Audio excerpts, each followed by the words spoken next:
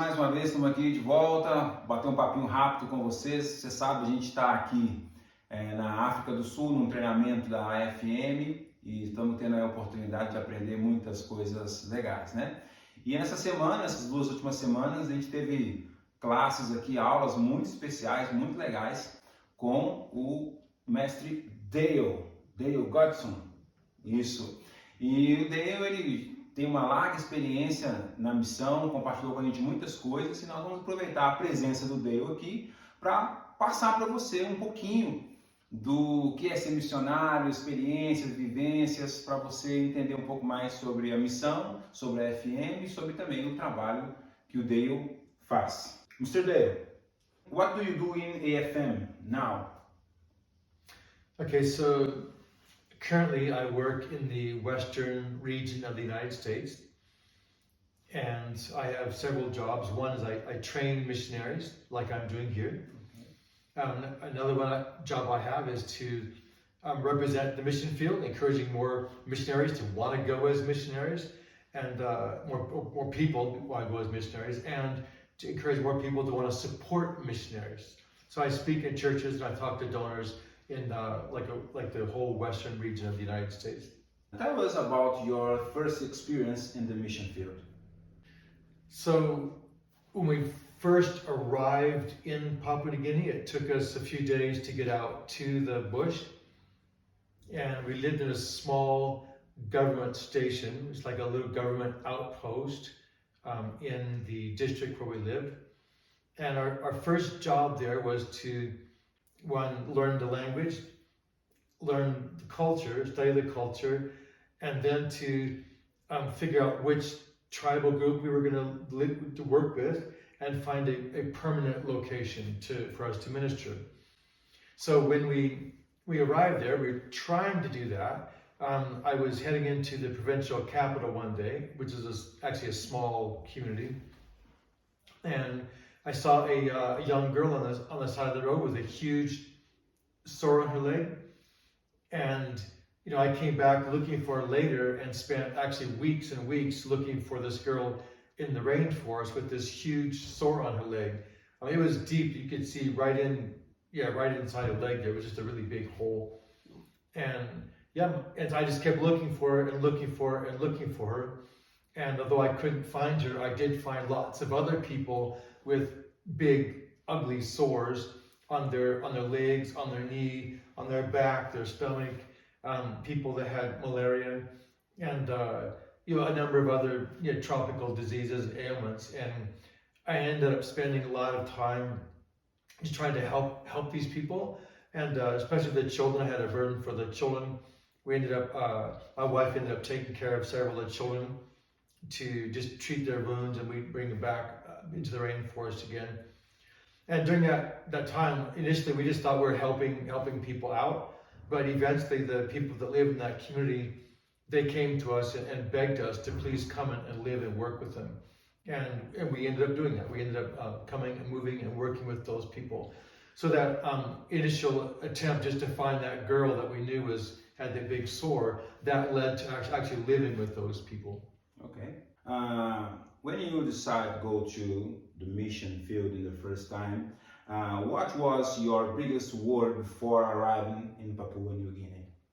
The biggest worry? I suppose the biggest worry was simply that I really wanted to be successful in planning a church. And I was a bit worried that maybe I didn't know enough, I wasn't experienced enough, the work would be too hard, I was just worried that maybe I wouldn't be able to do the job. But God, was helpful and made sure that we did succeed. It wasn't just me working out there or my family, but God was also working on that same project, and so He made sure that we succeeded. Okay, good. And what about after you arrive? What your biggest challenge? After we arrived, let's see. Probably the biggest concern after we arrived was snakes and malaria. Oh. There were lots of poisonous snakes, and everybody had malaria. And I was concerned, especially because we had children. We didn't want the children to step on a poisonous snake or for them to get malaria and die. That was a worry. But once again, God took care of us, and we worked there for almost 12 years, and everybody made it back safely. Next question. How important it was to have your family with you in the mission? Oh my. You know, I suppose, Vanyas, you know, I don't know about you, but I'm going to be suspicious that there's nobody in the world more important to you than your family. Yeah, and for me, it's the same thing. There's nobody more important to me than my family. So it really was important that my family was there. They did eventually leave one at a time to complete their education, but having them with me as long as possible was important. And in the end, we realized that we needed to have a whole family. I mean, having the whole family there, I could do more things as a married man than I could as a single man. Because people, if they see me single, they don't trust me. They think, what does he know? He doesn't have any experience. But if they realize the guy's married, he's got a wife, he's got children, and he's able to take care of those children, they can see how Christians manage their family. So that was a huge asset. They considered me a wise person because I did have a larger family. In addition to that, my whole family was involved in the mission. My wife took care of sick people. She fed orphans.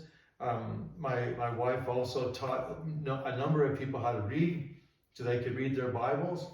And my sons, they also helped the people that they knew. They were witnessing to those people. So our whole family was involved in the mission project. The last one. Which was the greatest spiritual lesson you learned in the mission field? Oh my. You know, I suppose, Vanyas, I feel like I became a Christian in the mission field. Like I learned so much about God. In heaven, the plan of salvation, how salvation works. I learned a lot while I was over there. But one of the things that really stood out to me when I first went over to the mission field, I think I was thinking like, I am the missionary. And if we succeed or fail, it's up to me. You know, it's my fault if it doesn't work out. But if it works out well, then I did a good job. But the longer I was there, I realized that it wasn't just me. There's a whole team there. The angels are on the team. God is on the team. The Holy Spirit's on the team.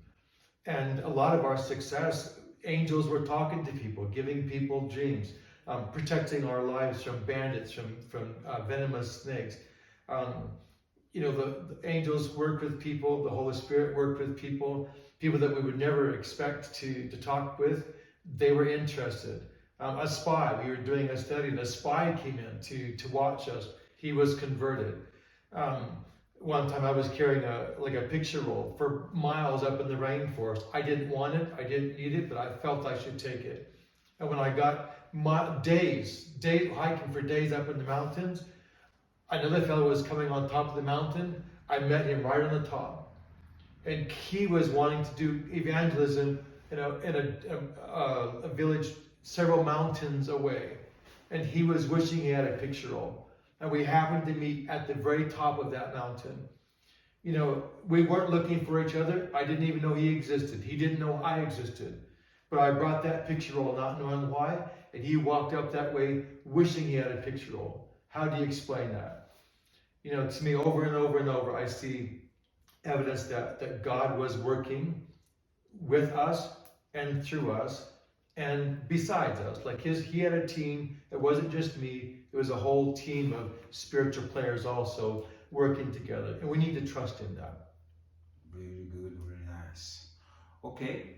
Você que está assistindo aí, viu que são experiências maravilhosas, vivências incríveis. E você, principalmente, que é jovem ainda, que está pensando no campo missionário, veja que motivações não faltam. E acho que o mais legal aqui é você saber que o Espírito Santo, Jesus, Deus, os anjos vão estar trabalhando com você também no campo missionário. E isso é realmente demais. Mr. Dale, thank you very much. Absolutely. God bless you. Thank you for your time.